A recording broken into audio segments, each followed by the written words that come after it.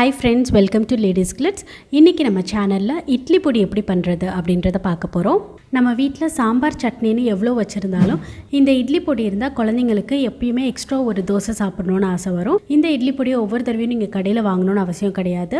ஏன்னா இது பண்ணுறது ரொம்ப ஈஸி தான். வீட்டிலையே ஈஸியாக ரெடி பண்ணி ஸ்டோர் பண்ணி வச்சுக்கலாம். இப்போ வாங்க எப்படி இதை ரெடி பண்ணுறதுன்னு பார்க்கலாம்.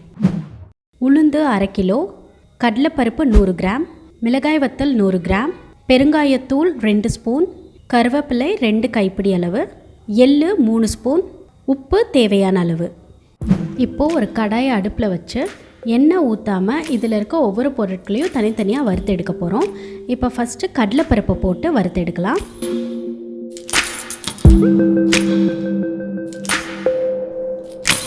வறுத்துட்டு இருக்கும்போதே அதோட கலர் கொஞ்சம் சேஞ்ச் ஆகும். அதை பார்த்தாலே உங்களுக்கு தெரியும். அந்த மாதிரி கொஞ்சம் செவக்கிற மாதிரி வரும்போது அதை எடுத்துருங்க. எடுத்து தனியாக வச்சிடலாம்.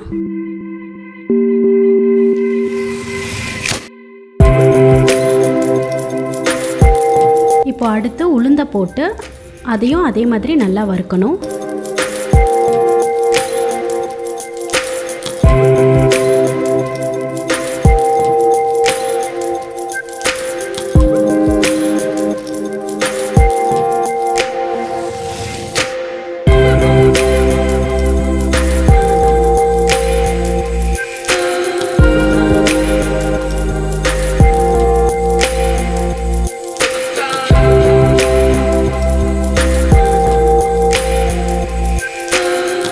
இப்போ அடுத்ததான் நம்ம எடுத்து வச்சுருக்க கருவேப்பிலையை போட்டு லைட்டாக வறுத்துடலாம்.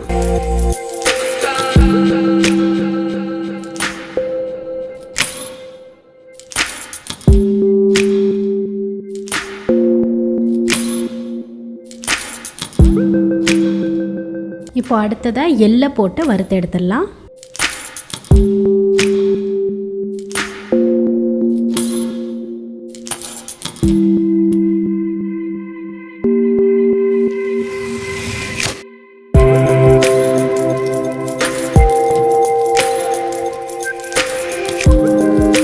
இப்போ அடுத்ததாக மிளகாய் வத்தலையும் போட்டு நல்லா வறுத்துடணும். லைட்டாக அதோட கலர் சேஞ்ச் ஆகிற வரைக்கும் அதே போல் வறுத்து தனியாக எடுத்து வச்சிடலாம்.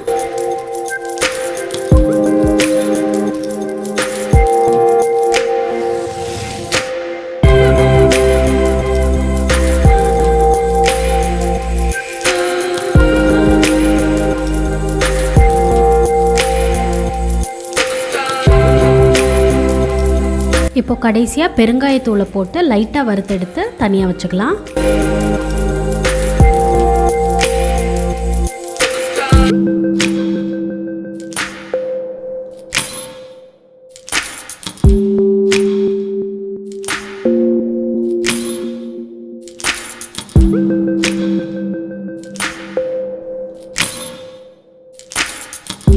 இப்போ நம்ம வறுத்து வச்சுருக்க எல்லாமே நல்லா ஆறுனதும் ஒன்றா கலந்து மிக்சியில் போட்டு தேவையான அளவு உப்பையும் சேர்த்து பொடி பண்ணிடலாம்.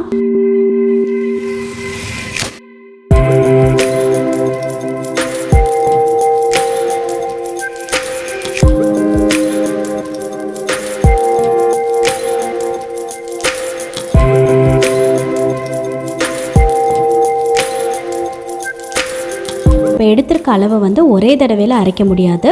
அதனால் ஒரு 2-3 தடவை தனித்தனியாக அரைச்சிட்டு அந்த பொடி எல்லாத்தையும் ஒன்றா கலந்துக்கலாம்.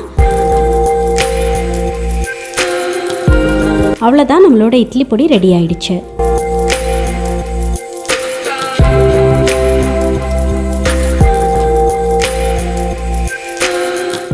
தொடர்ந்து இது போல் வீடியோஸ் பார்க்குறதுக்கு கீழே இருக்க சப்ஸ்கிரைப் பட்டனை கிளிக் பண்ணுங்கள்.